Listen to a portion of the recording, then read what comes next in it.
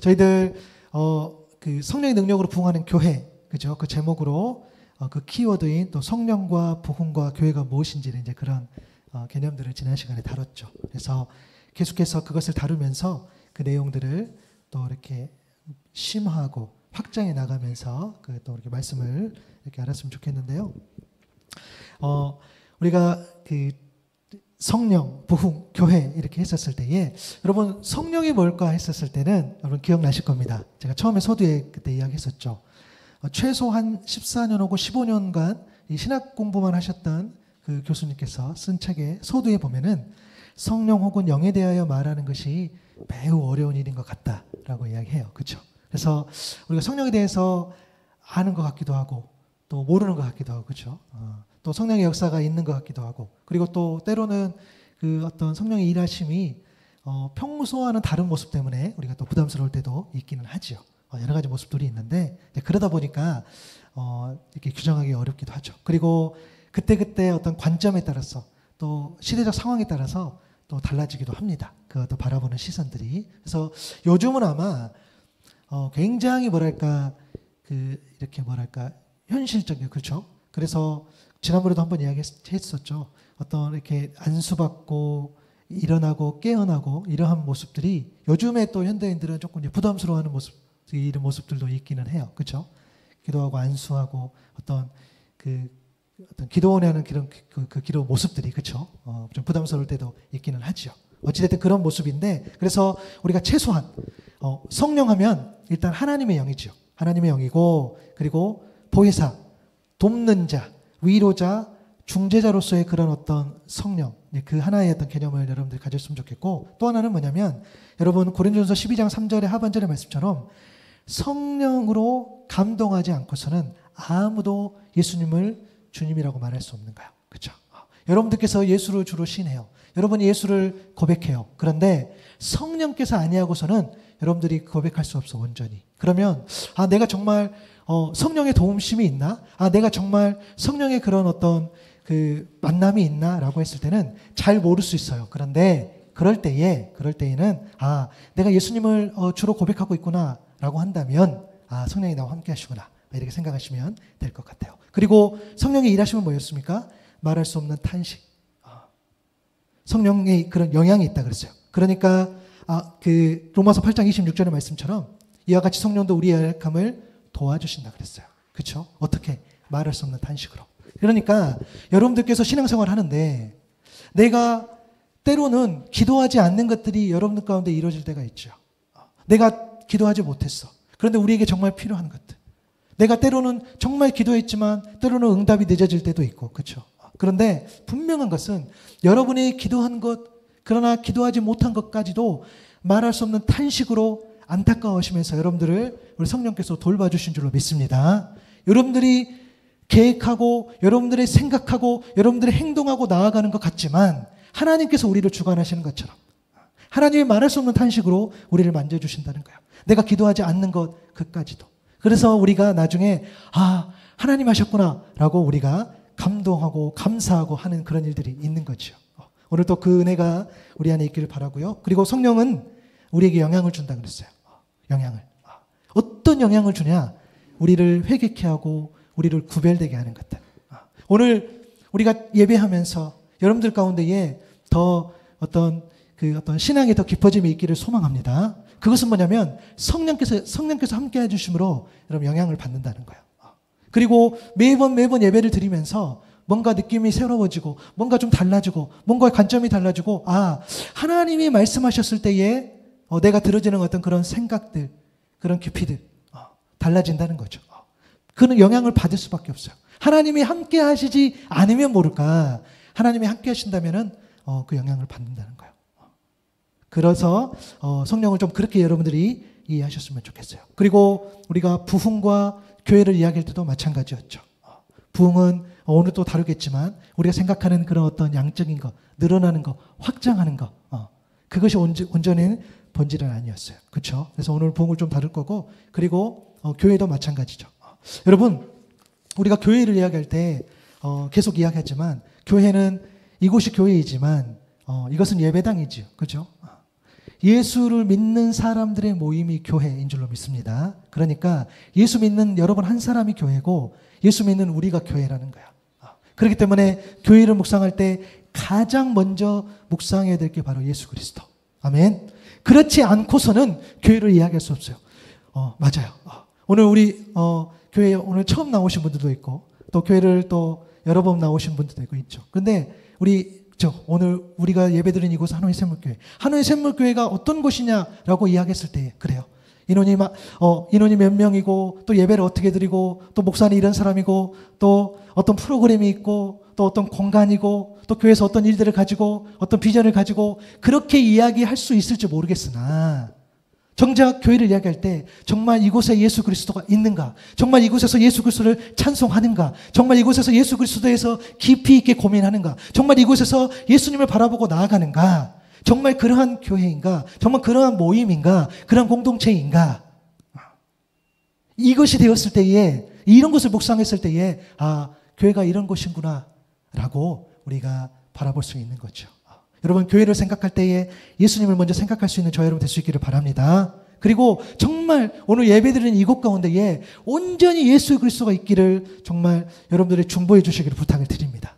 그것은 제가 이 교회를 섬기는 어떤 목회자로서 그거를 그냥 배제하고 세상의 모든 교회는 세상의 모든 예수님을 믿는 사람들의 모임은 그곳에서 예수 그리스도가 온전히 계셔야 될 줄로 믿습니다. 그렇지 않으면은 교회가 아닌 거죠. 그래서 여러분들 그것을 좀 기억하시면서 좀 나아갔으면 좋겠었는데요. 오늘 우리가 하박국 선지자 이야기를 통해서 부흥에 관해서 이야기합니다. 오늘 본문 3장 1절에 보니까 시기온옷에 맞춘 선지자 하박국의 기도라고 돼 있어요. 시기온옷이라는 말은 잘 몰라요. 학자들 잘 모르고 그냥 추정하기를 어떤 음악에 관련된 용어가 아닐까. 그리고 그 어떤 템포도 좀 빠른 템포가 아닐까라고 보통 학자들이 이야기를 해요. 그리고 이 시기온옷은 하박국 3장 19절에 보면 이 수금이라는 말이 나와. 그래서 혹시 수금과 같은 그런 악기가 아닐까라고 이렇게 보통 생각도 합니다. 그러니까 시기온옷에 맞춘 선지자 하박국의 기도라라고 되어 있지만 이 시기온옷에 나온 표현은 기본적으로 찬양과 연결되어 있어요. 그래서 여러분 사실 기도와 찬양이 같은 거라고 보시면 돼요. 기도와 찬양. 우리가 말씀과 기도했었을 때 보통 말씀과 기도라는 표현을 쓸 때 기도하고 가로해서 찬양이라는 표현을 좀 쓰긴 하는데 여러분 이런 거죠. 여러분 우리 교회가 하나님의 샘물로 변화를 누리는 영적 쉼터로서의 어떤 비전을 가지고 있어요. 그러면 하나님의 샘물이 뭐냐라고 했을 때 요한복음 4장 14절을 보니까 예수님께서 내가 주는 물을 이야기하면서 그 생수를 이야기하면서 그 생수를 먹었을 때에 그 안에 샘물이 나온다 그랬어요. 그 샘물.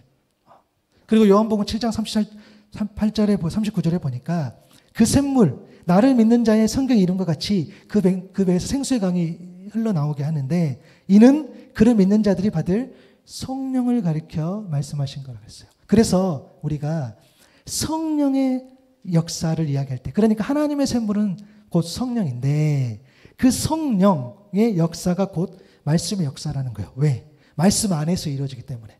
말씀을 벗어나지 않아요. 하나님의 일하심은 하나님의 말씀을 벗어나지 않아. 그래서 성령의 역사가 곧 말씀의 역사. 그러니까 하나님의 샘물을 성령과 말씀, 성경으로 이렇게 규정하고 우리가 나아가고 있어요. 그래서 여러분들 그 받은 주보 보시면 알겠지만 올해 이제 매일 성경 20분 읽고 기도 10분을 조금 해봅시다. 정말 최소한. 정말 최소한. 여러분들 중에 누군가가 저한테 이런 문자를 주셨어요. 목사님 올해 꼭 일독을 해보겠습니다. 이렇게 했어. 정모 목사님, 집사님이 물론 한 번밖에 안 계시지만 그래서 제가 그랬어요. 아내한테 그랬어요. 성도께서도 성경 일독을 하신다 그러는데 목사님 제가 어떻게 일독 이제 자존심이 이상해요. 저는 그래서 일독을 할 수 없어. 최소 2독은 해야 돼. 이제 이렇게 말했으니 이제 큰일 났어. 무조건 해야 돼. 그죠? 이런 것들. 그러니까 하나님의 샘물이 성령이에요. 그런데 성령은 곧 말씀의 역사. 성령과 샘물이 같은 것으로 이해해도 되는 것처럼 찬양과 기도도 그렇다는 거예요. 찬양은 하나님께 감사, 기쁨, 어떤 그런 탄식의 감정을 표현하는 그런 행위라는 거예요. 때로는 그런 노래, 그런 연주. 그렇죠? 그래서 우리가 찬양할 때에 우리의 감정이 드러나는 거죠. 우리의 찬양할 때에 우리의 어떤 기쁨들, 그리고 우리가 하나님을 찬양한다는 것은 단순히 노래뿐만 아니라 우리의 삶으로, 학생들은 열심히 공부함으로, 또 목회자인들은 열심히 하나님을 섬기는 그런 사역들을 함으로, 또 직장에서 또 여러분의 맡겨진 그런 일들을 열심히 행하면서 그곳에서 내가 하나님의 사람으로서, 하나님의 자녀로서 하나님을 높이는 삶을 사는 것, 그게 찬양이지요. 여러분, 기도는 뭡니까? 하나님과의 관계, 하나님과의 소통, 하나님의 대화, 그런 통로. 하나님하고 우리가 어떻게 대화해요? 맞아요. 기도함으로써, 내가 하나님께 간구함으로써, 내가 하나님을 간구할 때에 하나님께서 응답해 주시는 거죠. 그렇게 대화하는 거. 그래서 기도가 영혼의 호흡이라고 했어요. 왜요? 하나님과의 관계 맺고 대화하면서 이런 것들이 안 되면 우리의 호흡이 끊어지는 것처럼. 그래서 감사의 기도는 감사의 찬양, 감사의 기쁨의 기도는 기쁨의 찬양, 절망과 탄식의 기도는 절망과 탄식의 찬양. 그래서 기도와 찬양은 우리가 같은 것으로 봐도 된다는 거예요. 그래서 하박국 3장에 보면 1절은 설명해주고 2절, 오늘 2절이 바로 기도의 형식을 담고 있고요. 그리고 3장 전체는 하나님을 찬양하는 그런 모습들이 되어 있는 거예요. 하박국 오늘 3장 2절을 한번 봐볼까요? 여호와여, 내가 주께 대한 소문을 듣고 놀랐나이다. 여호와여, 주는 주의 일을 이 수년 내에 부응하게 하옵소서. 이 수년 내에 나타내시옵소서. 진노 중이라도 긍휼을 잊지 마옵소서. 여러분, 사실 이 기도만 보면, 그냥 이 기도만 보면 정확히 어떤 기도인지 의미를 좀 모를 수 있어요. 그런데 하박국의 어떤 고민이 있었나요? 하박국 사람 이름이에요. 그 선지자가 어떤 고민이었는지, 또 그때 당시 상황은 어땠는지, 이런 거죠. 오늘 말씀처럼 어떤 소문일까? 또 하박국이 이야기한 그 부흥은 뭘까? 또 하나님께 구하는 그런 궁율은 뭘까? 라는 거죠. 여러분, 우리가 부흥하면 막 늘어나고 크는 건데, 우리 교회의 부흥 생각하면 적어도 우리 가족들, 그렇죠? 한국에 계신 우리 부모님들, 또 우리 처갓집 우리 식구들은 하나의 샘물교회의 부흥은 곧 이 양적인 부흥이야. 몇 명 안 되는, 예배 인원이 몇 명 안 되는 이곳이, 그죠? 늘어나는 게 아마 부흥이겠죠. 그런데 과연 제가 생각하는 부흥, 또 여러분이 생각하는 부흥, 또 저희 가족들, 또 우리 교회를 바라보는 누군가가 생각하는 그런 부흥은 또 다를 수 있는 거죠. 이제 그걸 좀 봐보는데요. 하박국의 내용을 좀 보자는 거죠. 여러분, 하박국 말씀은 하박국 선지자의 이름을 따라서 그대로 부르고 있어요. 그래서 하박국 선지자가 누군지는 잘 모르지만 그냥 그 사람 이름을 따서 성경에 이 하박국이라는 책이 있는 거죠. 근데 그 이름이 참 의미심장해요. 뭐냐면 이름이 깨어있는 자예요. 하박국이라는 이름이 깨어있는 자. 그래서 이 깨어있는 자의 의미를 이 책하고 좀 연결해 보면 하박국 1장과 하박국 총 3장이에요. 1장, 2장, 3장이 있는데 1장과 2장이 어떤 내용이냐면 물어보고 답하는 형식이에요. 그러니까 하나님과의 어떤 그런 질의응답을 통해서 이 어떤 문제를 껴안고 씨름하는 거예요. 그죠? 이 이름처럼. 그런데 그런 과정에서 이 선지자가 하나님의 또 사랑을 또 발견하는 거죠. 그리고 나서 그 사랑을 또 껴안는 거죠. 그래서 3장에서 기도하고 찬양하는 내용들이 나오는 거예요. 이제 그렇게 보통 연결을 해 보는 거죠. 당시 상황은 이 하박국은 이 북이스라엘 남유다, 그렇죠? 남왕국 그 유다에 활동했던 선지자, 왕국이 몰락하던 그런 시절, 보통 주전 612년에서 586년 그 사이에 활동한 것으로 봐요. 그때 당시에는 이미 북이스라엘은 멸망한 상태. 이제 남유다가 있는데 그 남유다도 이제 곧 이 바벨론이라는 그런 나라에서 그 핍박을 받고 있는 상태. 그런 상황. 남유다가 멸망의 길을 갖고 있는 그 상황 속에서도, 그런데 나라가 곧 망해요. 그런데 그 상황 가운데 또 남아있는 자가 몇 명 있어요. 하나님을 믿는 사람들. 그 중에 한 사람이 이 하박국 선지자. 그래서 자신의 그런 이름처럼 껴안는 거예요. 문제를 껴안아서 그런 어떤 고민들을 껴안으면서 하나님과의 어떤 주고받는 그런 대화를 통해서 하나님의 뜻을 찾는 거죠. 그 메시지를 주는 책이 바로 오늘 하박국이라는 책입니다. 첫 번째 질문이 뭐였냐면 하박국 1장 2절에 4절에 나온 것처럼 살려달라고 부르짖어도 듣지 않으시고 폭력이다 하고 외쳐도 구해주지 않으시니 주님 언제까지 그러실 겁니까? 어찌하여 나로 불의를 보게 하십니까? 어찌하여 나로 악을 그대로 보기만 하십니까? 약탈과 폭력이 제 앞에서 벌어지고 다툼과 시비가 그칠 사이가 없습니다. 율법이 해이하고 공의가 아주 시행되지 못합니다. 악인이 의인을 협박하니 공의가 왜곡되고 말았습니다. 여러분 무슨 말이에요? 이 상황, 탄식하는 이 상황, 이 답답한 거예요. 왜냐하면 폭력이다 아무리 외쳐도 하나님께서 아무 응답을 안 하신다는 거예요. 당시 부패한 지도자들은 어떻게 합니까? 적에게 잘 보이기 위해서 이 세금 같은 거 착취해서 걷어서 이제 백성들을 쥐어짜는 거죠.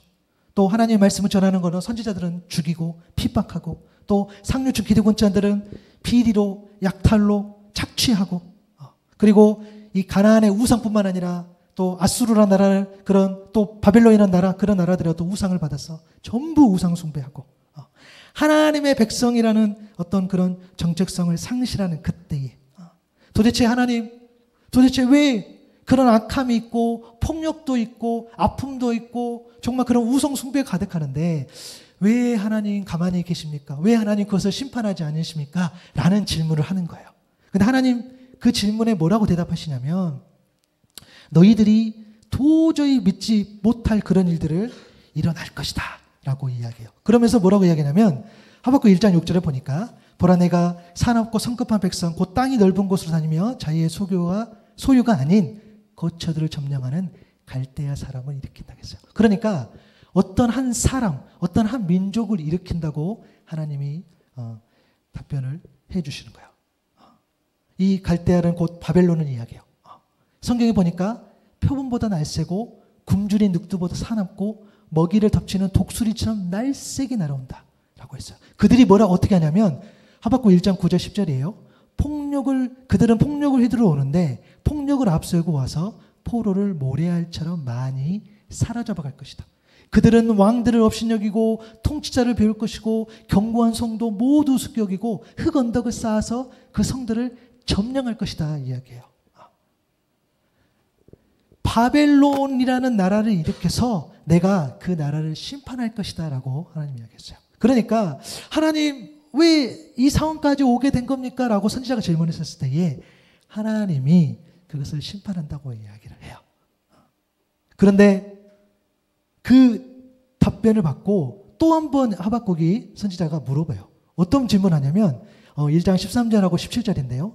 주께서는 눈이 맑으심으로 악을 보시고 참지 못하시며 폐업을 보고 그냥 계시지 못하신 분이신데 그런데 어찌하여 배신자들을 보고만 계십니까? 악한 민족이 착한 백성을 삼키어도 조용히만 계십니까? 라고 질문을 해요. 곧이어 무자비하게 무백성을 죽이는데 그가 이렇게 해도 되는 겁니까? 라고 이야기해요. 그게 뭐냐면 이런 거죠. 맞아요. 자기 민족이 이게 우리로 적용해보죠. 우리가 나쁜 사람이야. 우리가 잘못했어요. 그런데 우리를 누가 심판하고 정죄하는 그 누군가가 있는데 더 나쁜 사람이에요. 더 악한 사람이에요. 즉 그것을 질문하는 거예요. 아니 왜 더 악하고 더 극악무도하고 더 사람들을 폭력적인 그 사람이, 그 민족이 우리를 심판합니까? 그게 옳습니까? 그게 하나님의 공의에 맞습니까? 라는 질문을 하는 거죠. 그럴 때에 하나님께서 뭐라고 이야기해 주시냐면, 이제 이 말씀 제가 읽지 않겠는데 하박국 2장의 내용에 보면은 그렇게 돼 있어요. 수많은 그런 어떤 범죄함들을 이야기해 주면서 이 바벨론 나라가 악한 일을 벌인 것을 쭉 이야기해 줘요. 그들의 죄 때문에, 그들의 죄로 인하여서. 그런데 하나님 뭐라고 이야기하시냐면 바벨론이 그 나라를 그 유다 남유다를 공격하고 심판하겠으나 그 바벨론도 결국에는 멸망할 것이다 라고 이야기해요. 그러니까 하나님께서, 여러분 잘 보십시오. 우리가 세상을 바라보면서 어떤 악함이 있어요. 어떤 불의가 있어요. 그런데 하나님께서 결국에는 그것을 심판하신다라는 것이 성경의 이야기예요. 왜냐? 하나님은 공의로운 분, 하나님은 옳은 분이세요. 하나님은 완벽하게 정의로운 분이세요. 악이 있을 수 없어요. 하나님의 기준에서 옳지 않는 것은 다 하나님께서 그 옳음으로 정리를 해 주신다는 거예요. 그때에 그 말씀을 주시면서 하박국 2장 2절하고 3절의 말씀을 주시는데 읽어볼게요. 여호와께서 내가 대답하여 이르시되 너는 이 묵시를 기록하여 판에 명백히 새기되 달려가면서도 읽을 수 있게 하라. 이 묵시는 정한 때가 있나니 그 종말이 속히 이르겠고 결코 거짓되지 아니하리라. 비록 더딜지라도 기다리라. 지체되지 않고 반드시 응하리라. 라고 답변해 주세요. 묵시, 계시와 같은 그 말씀. 하나님께서 감추어 있던 그 뜻을 알려주시는데, 성령을 통해서 알려주시는데 하나님의 말씀이 실현되는 그런 정하신 때가 있다는 거예요. 하나님, 이때에 이 일이 해결되면 좋겠는데 하나님, 이때 정말 하나님께서 이것을 해결하셔서 좀 하나님이 이때에 이 방법으로 좀 정의롭게 행하셨으면 좋겠는데 아니요. 하나님이 정하신 때가 있다는 거예요. 하나님의 공의로 올바르게 차별 없이 심판하시는 때가 있다는 겁니다. 그런데 더딜지라도 기다리라. 반드시 응한다고 이야기했어요. 비록 더딜지라도 기다리라 하시는 그 하나님의 메시지가 있다는 거예요. 여러분 시편 90편 4절에 보니까 주의 목전에는 천년이 지나간 어제 같으며 밤의 한순간 같을 뿐이다 했어요. 베드로후서 3장 8절에 보니까 사랑하는 자들아 죽게는 하루가 천년 같고 천년이 하루 같다는 이 한 가지를 잊지 말라 그랬어요. 여러분, 사람의 편에서는 어떤 시간이 비록 더딜 수 있겠죠. 그런데 하나님의 편에서는 지체되지 않는다는 거예요. 하나님의 시간이시고 하나님의 기준이시고 하나님의 질서이기 때문에 하나님 편에서는 지체된 게 아니에요. 그런데 사람의 편에서는 비록 더딜 수 있다라는 거예요. 그런데 실제로 하나님께서 이 바벨론을 통해서 남유다를 공격하세요. 3번에 걸쳐서 1차, 2차, 3차에 걸쳐서 공격을 해서 그 나라가 무너집니다. 그리고 그 나라 또한 더 큰 나라가 와서 무너뜨립니다. 하나님 때가 있는 거죠. 기다려고 하신 거죠.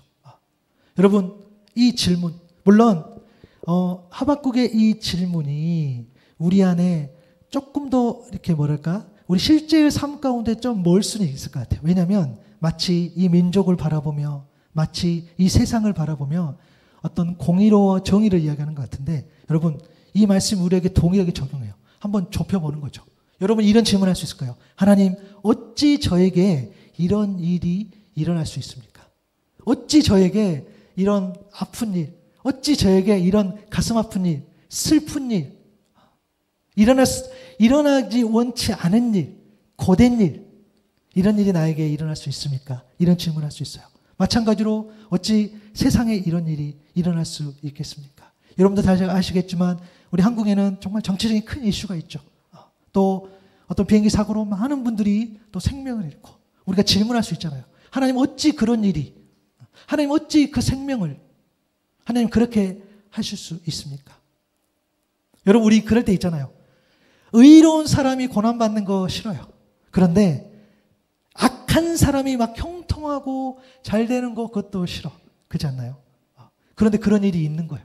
정말 뭔가를 열심히 해보려고 그러고 뭔가를 수고하고 뭔가 애쓰고 뭔가 그 사람은 좀 착하고 그런 사람들은 뭔가 좀 안 되는 것 같고 근데 어떤 사람은 정말 악하고 불의를 저지르고 또 불법을 행하는 것 같은데 그 사람은 승승장구하는 것 같고 그것은 교회나 어떤 사회나 어떤 일터나 그런 일들이 공견하게 일어나는 것 같이 보인단 말이에요.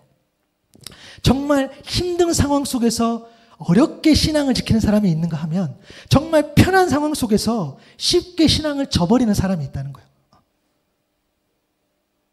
또 나의 어떤 경제적인 문제, 어떤 관계의 문제, 또 어떤 가족 간의 갈등, 다른 사람은 다 건강해. 근데 나는 좀 몸이 아파. 다른 사람은 다 똑똑한 것 같아. 나는 근데 좀 뭔가 좀 학습 능력이 떨어지는 것 같아요. 저 이야기하는 거예요. 우리 그럴 때 있잖아요. 하나님 말씀대로 그 뜻대로 살면 살수록 손해보는 것 같고 또 더 가난해지는 것 같고 또 그렇게 살면은 왠지 세상에서 성공하지 못하는 것 같고 막 그럴 때가 있다는 거예요. 여러분, 전도서 말씀을 보면 3장 1절에 보니까 뭐라고 되어 있습니까? 모든 일은 다 때가 있다. 세상에서 일어나는 일마다 알맞은 때가 있다는 거예요. 전도서 3장 3절 4절에도 보니까 죽일 때가 있고 살릴 때가 있다. 허물 때가 있고 세울 때가 있다. 울 때가 있고 웃을 때가 있다. 통곡할 때가 있고 기뻐 춤을 출 때가 있다. 3장 8절에 보니까 사랑할 때도 있고 미워할 때가 있고 전쟁을 치를 때도 있고 평화를 누릴 때가 있다는 거야. 나의 수고와 헌신이 어떤 것에 영향을 줄 때도 있지만 나이가 그렇게 수고하고 그렇게 애쓰는데 그 수고와 헌신이 영향을 받지 않을 때도 있다는 거예요. 여러분, 그것은 뭐냐면요. 사람이 맞이하게 되는 그 수많은 상황, 또 사람이 생각하는 그 수많은 생각, 그 어떤 것도 하나님의 역사하심과 다스리심을 벗어나지 않는다는 의미입니다. 다시요. 하나님 왜 이런 일이 일어나지? 정말 왜 이렇게 복잡한 나에게 생각이 들지? 왜 이렇게 일어나지 않았으면 하는 일들이 있지? 라는 것들은 결국에는 모든 그런 상황과 내용들은요. 하나님의 역사하심과 일하심을 벗어나지 않는다라는 의미입니다. 그것은 곧 하나님의 공의로 책임주신다는 거예요. 이런 거죠. 내가 가진 의문들이 있어요. 여러분이 가진 생각들이 있고 안타까움도 있고 기쁨도 있고 좋음도 있고 그런데 그것은 다 하나님의 영역 안에 있다는 것. 그 어떤 것도 벗어나지 않는 거예요. 하나님이 예상하지 못한 그 어떤 일도 일어나지 않고 일어날 수도 없다는 거예요. 그것을 이야기하는 거예요. 왜 하나님 저 악한 자들 하박국 이야기죠.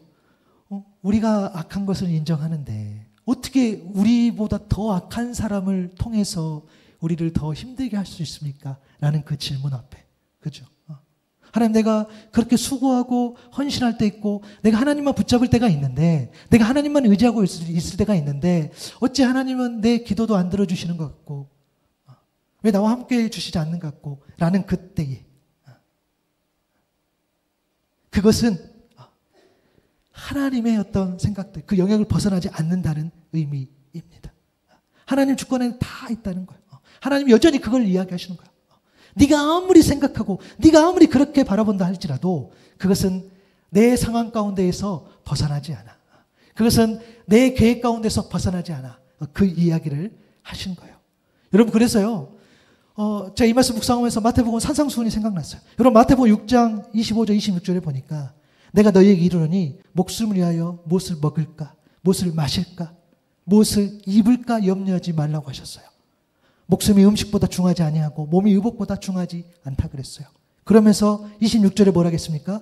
공중의 새를 보라. 심지도 않고 거두지도 않고 창고에 모아들이지도 아니하되 너희 하늘 아버지께서 기르시나니 너희는 이것들보다 귀하지 아니하냐라고 이야기했어요. 우리가 그렇게 세상 속에 살면서 우리의 먹는 것을 고민하고 우리의 입는 것을 고민하고 우리의 마시는 것을 고민하고 우리의 사는 것을 그렇게 고민할 때에 주님께서 뭐라고 이야기하셨어요? 그것이 목숨보다 중하냐? 공중의 새를 보라.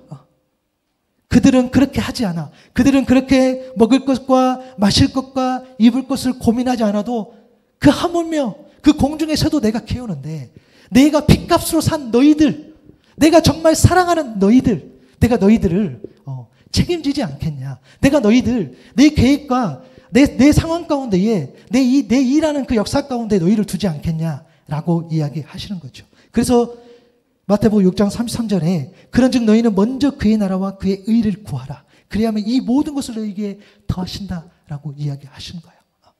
먹을 것, 마실 것, 입을 것, 살아가는 것이 안 중요한 게 아니라 그것이 여전히 오늘날 우리에게도 중요하지만 그 모든 것이 하나님의 주권 안에 있으니 너희는 먼저 하나님의 나라와 하나님의 의를 구하라. 그러면 모든 것들은 너희에게 더해지리라 라고 이야기하시는 거예요.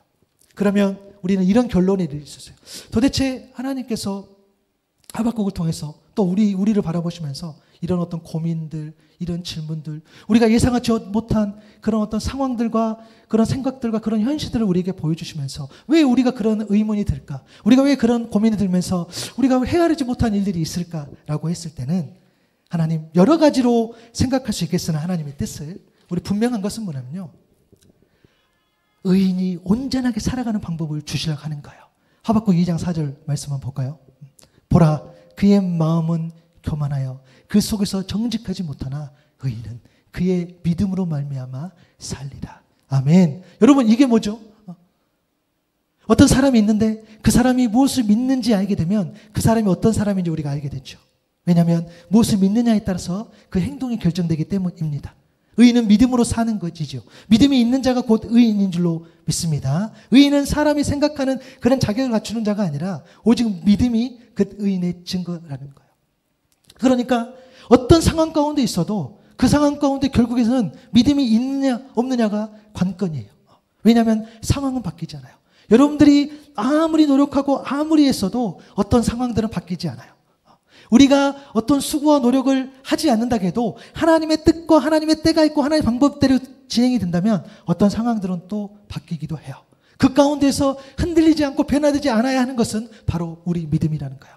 하박국, 네가 그런 고민이 있지, 네가 그런 게 이해가 안 되지, 그런 상황 가운데 있지, 왜 유다를 심판하지 않느냐, 왜 바벨론 같은 그런 악한 세력을 들어서 우리를 공격하십니까? 라는 네가 그런 질문을 했는데, 그것은 그 상황 가운데서 오직 의인은 믿음으로 살리라 함을 너희에게 보여주려고 한 거야 라는 하나님의 음성인 줄로 믿습니다. 어떤 상황 속에서도 결국에는 저와 여러분이 어떻게 서 있느냐가 관건이라는 거예요. 내가 어떤 상황이 왔는데 그 상황을 내가 이해할 때가 있어요. 맞아요. 아, 그렇지.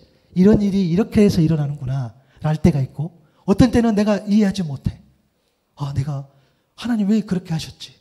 도대체 난 잘 모르겠네 라고 했을 때도 결국에는 우리가 어떻게 살아야 하는지, 왜냐하면 상황은 바뀔 때도 있고 우리가 하나님의 뜻을 헤아릴 수도 있고 못 헤아릴 수도 있는 그런 상황 가운데 하나님 정말 원하시는 것은 우리가 어떻게 살아가는 것, 오직 의인은 믿음으로 사는 것인 줄로 믿습니다. 그래서 여러분, 그게 관건이라는 거예요.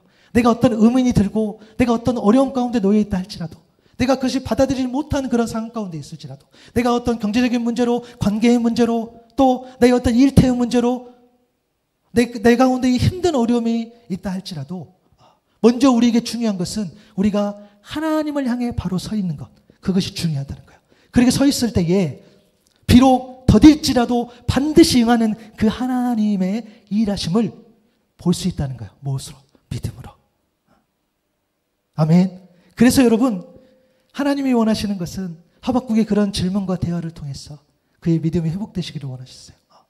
여러분, 오늘도 이 말씀을 통해서 여러분들의 믿음이 회복되기를 소망합니다. 여러분 가운데 여러 가지 질문들이 있을 수 있어요. 여러분 인생 가운데에, 또 지금 이 시점 가운데에 풀리지 않는 삶의 문제들이 있을 수 있어요. 아, 왜 나는 이 문제가 안 풀릴까? 아, 나는 왜 이렇게, 나는 어떻게 살아야 되지? 내가 앞으로 어떻게, 또 어떤 행보를 해야 되지? 풀리지 않는 의문들이 있을 수 있다는 거예요. 그때에 여전히 우리에게 필요한 것은 믿음. 왜요? 그 믿음이 서 있어야지 하나님께서 우리를 인도하는 그것을 우리가 볼 수 있기 때문입니다. 하박국 3장 2절에 그래서 그는 하나님의 그 뜻을 알았기 때문에 자연스럽게 찬양할 수 있다, 기도할 수 있다는 거죠. 여호와여, 내가 주께 대한 소문을 듣고 놀랐나이다. 여호와여, 주는 주의 일을 이 수년 내에 부응하게 하시옵소서. 이 수년 내에 나타내시옵소서. 진노 중이라도 긍휼을 잊지 마십시오라고 이야기한 거예요. 소문은 바로 지금 방금 오늘 말씀 나눴던 그 모든 내용들, 하박국 1장과 2장의 그 내용들, 죄악으로 가득 찬 그 유다를 심판할 때 그 심판의 도구가 더 악한 바벨론이었다는 것. 그러나 그 바벨론도 하나님께서 공의로 심판하신다는 것. 그런데 그 심판은 오직 믿음으로 살아간다는 것을 보여주신다는 것. 그런 어떤 소문들. 그래서 심판이 무섭고 두렵지만 심판보다 더 중요한 것은 내가 지금 믿고 있는가, 내가 하나님 앞에 공의 앞에 서 있는가, 이게 중요한 것인 거죠. 그 소문을 들었을 때에 하박국은 놀랐다고 이야기했어요. 이 놀람은 두려움과 경외심을 이야기하는 거예요. 내가 하나님 앞에 하나님 그렇군요. 하박국이 놀란 겁니다. 하나님 앞에 두려워 서는 거죠. 하나님 앞에 온전히 경외심을 발휘하는 거죠. 그렇습니다. 하나님 정말 그렇군요. 내가 하나님의 그 역사하심과 그 소문을 듣고 내가 놀랐습니다. 내가 두려웠습니다. 그 두려움은 무서움이 아니라 하나님을 예배하는 그 경외감을 이야기하는 거죠. 그리고 그가 고백하죠. 주의 일을 부응하게 하옵소서. 주의 일을 부응하게 하옵소서. 내가 원하는 것, 내 관심, 내 꿈, 내 욕심, 내 비전이 아니라 하나님의 일, 그 하나님의 일, 그 하나님의 부흥이, 그 하나님의 일이 부흥하게 하옵소서라고 고백할 수 있었다는 거예요. 주의 일을. 여러분, 우리가 먼저 마태복음 6장 33절의 말씀처럼 그러므로 먼저 하나님의 나라와 하나님의 의를 구하는 것처럼 같은 맥락인 거죠. 주의 일을 부흥하게 하옵소서. 여러분, 부흥은 우리가 말씀드렸지만 단순히 확장이 아니에요. 부흥은 생명이에요. 부흥은 사는 거예요. 부흥은 다시 사는 거, 다시 회복하는 거. 주의 일을 부흥하게 하옵소서. 하나님이 원하시는 부흥은 뭐였습니까? 하나님 앞에, 하나님의 그 공의 앞에 겸손하게 서는 것. 그리고 오직 의인은 믿음으로 사는 것. 하나님의 의를 힘입어 오직 믿음으로 사는 것. 그게 하나님의 원하시는 일. 하나님은 그것을 그 부흥. 그래서 그 주의 일이 부흥하게 하옵소서라고 하박국이 이야기할 수 있다는 거예요. 여러분, 다시 살아나는 거. 오늘 예배하는 한 사람 한 사람, 한 분 한 분이 여러분의 삶 가운데에, 여러분의 모든 어떤 문제 가운데에, 그리고 하나님 바라보는 그 믿음으로 부흥할 수 있기를 바랍니다. 여러분, 우리 살아야 합니다. 어떻게 사느냐? 내가 내 만족과 내 욕심과 내 의지, 내 욕망으로 사는 것이 아니라 내가 정말 하나님 앞에 정직하게, 내가 하나님 보시기에 합당하게, 하나님 보시기에 구별되게 우리가 살고 회복해야 된다는 거예요. 여러분이 그렇게 살았을 때에, 여러분이 그렇게 그렇게 온전하게 섰을 때에는 여러분의 가정이 여러분들로 인해서 살 수 있다는 거예요. 우리 사랑하는 엄마, 아빠 여러분, 우리 부모님들 계시는데, 내가 살아야지 우리 자녀가 사는 줄로 믿습니다. 우리 가정이 사는 줄도 믿습니다. 물론 우리 자녀도 마찬가지겠죠. 여러분들이 살아야지 가정이 살 수 있어요. 여러분들이 온전히 서 있는 그곳에, 그것이 하나님의 사랑으로 변화될 수 있다는 거예요. 그것이 부흥이라는 거예요. 우리가 한 사람 한 사람 늘어나는 것도, 양쪽으로 늘어나는 것도, 여러분의 인생 가운데에 여러분의 경력이 늘어나고, 여러분의 재산도 늘어나고, 여러분들이 사람들에게 그 칭찬받는 그런 일들이 늘어나고 확장되고 할지라도, 여러분 가운데에 진짜 생명이 없고, 여러분 가운데 진짜 믿음이 없다면 그것은 온전한 부흥이 아니라는 거예요. 그래서 오직 의인은 믿음으로 살리라라고 하나님께서 우리에게 말씀을 주신 줄로 믿습니다. 여러분, 그래서요, 우리 교회, 우리 많지 않는 이 교회, 근데 오늘은 좀 더 많으신 것 같아요. 감사합니다. 이 많지 않는 이 교회, 여러분 밖에서 보면은요, 우리 한우의 생명교회 부흥은 양적인 성장이겠죠. 10명 안 되는 예배 인원이 20명이 되고 30명이 되고 더 많은 인원이 오는 것들이 부흥이라고 말할 수 있을 겁니다. 맞아요. 저희 부모님도 그걸 원하세요. 그것도 맞아요. 제가 아는 모든 분들, 저를 사랑하고 아껴주시는 모든 분들이 우리 교회가 더 안정이 되고, 우리 교회가 더 예배 인원들이 많아서 더 하나님을 찬양하고 하는 것들을 부흥이라고 여긴단 말이에요. 그런데 그것은 밖에서 보는 것, 이 안에서 보는 부흥. 저도 이런 부흥을 말하기가 두렵게 떨리지만, 여러분 적어도요, 저희 오늘 함께 우리 예배하는 여러분, 우리가 말하는 부흥은 뭐냐면 양적 성장이 아닌 거죠. 오늘 여러분이 예수의 생명을 회복하는 것, 그것이 부흥이라는 거예요. 온전한 믿음을 회복하고 말씀을 사랑하고 사모하는 그 마음, 그것을 듣고 순종하는 그 마음을 회복하는 것. 그러니까 우리 한우의 생명교회 부흥은 예배하는 오늘 여러분 한 사람 한 사람이 온전히 살아나는 것, 여러분 한 사람 한 사람이 온전히 회복하는 것, 그것이 부흥인 줄로 믿습니다. 단 한 명도 실족치 아니하고 하나님 앞에 가는 것이 부흥이고, 여러분들이 오늘 이후에 여러분들의 삶이 바뀌기를 소망합니다. 오늘 이후에, 이 시간 이후에 여러분들이 생각하는 그런 말씀을 사모하는 그 갈급함들이 더 늘어나기를 소망해요. 그것이 우리 안에 부흥이라는 거예요. 물론 많은 사람이 늘어나서 하는 것도 좋지만 그것은 두 번째, 세 번째 강구하는 부흥이고, 우리의 첫 번째 부흥은 예배하는 여러분 한 사람 한 사람이 오늘 또 생명을 다해 살아가는 것. 여러분 회복할 수 있기를 바랍니다. 예수의 이름으로. 여러분 믿음으로 온전히 회복할 수 있기를 바라요. 한 번의 예배로 뭔가를 바뀌어지지 않겠으나 한 번의 예배가, 오늘 들었던 이 말씀이, 오직 의인은 믿음으로 살리라는 그 말씀이 여러분 10년 가운데 소해져서, 내가 어떠한 상황 가운데서도 믿음을 붙잡아야 되는구나. 내가 어떠한 상황 가운데서도 아무리 어떤 상황이 변한다 할지라도 여전히 내 믿음은 변하지 않고 견고해야 되는구나. 이 말씀이 여러분들 10년 가운데에 새겨지기를 소망합니다. 여러분, 부흥은 그런 것입니다. 여러분들이 더 나아지는 것도 부흥일 수 있고, 여러분들의 어떤 영역들이 넓어지는 것도 부흥일 수 있어요. 여러분들이 하고 있는 일에서 기술들이 늘어나고 어떤 스킬들도 늘어나고 여러분의 영역들이 확장되는 것이 부흥이에요. 맞아요. 그것도 부흥이지만 온전한 부흥, 주의 일, 하나님이 원하시는 부흥은 여러분이 다시 한번 주님 앞에 돌아서는 것, 다시 한번 주님 앞에 돌아서 온전히 참 생명대로 참 믿음대로 살아가는 것, 그것이 부흥이기에 오늘 또 이러한 부흥을 온전히 구하는 저와 여러분 될 수 있기를 바랍니다. 특별히 2025년 이제 첫 주 두 번째 이렇게 가고 있지만 여러분 올해 여러분 성령으로 부흥하는 교회는 내가 될 수 있고 공동체가 될 수 있죠. 여러분 정말 부흥하시길 바랍니다. 여러분의 속사람이 부흥하시길 바라고 여러분의 성품이 부흥하시길 바라고 여러분이 가지고 있는 그런 어떤 하나님을 향한 그런 마음들이 부흥하시길 바랍니다. 그래서 온전히 살아내는 저 여러분 될 수 있기를 바랍니다.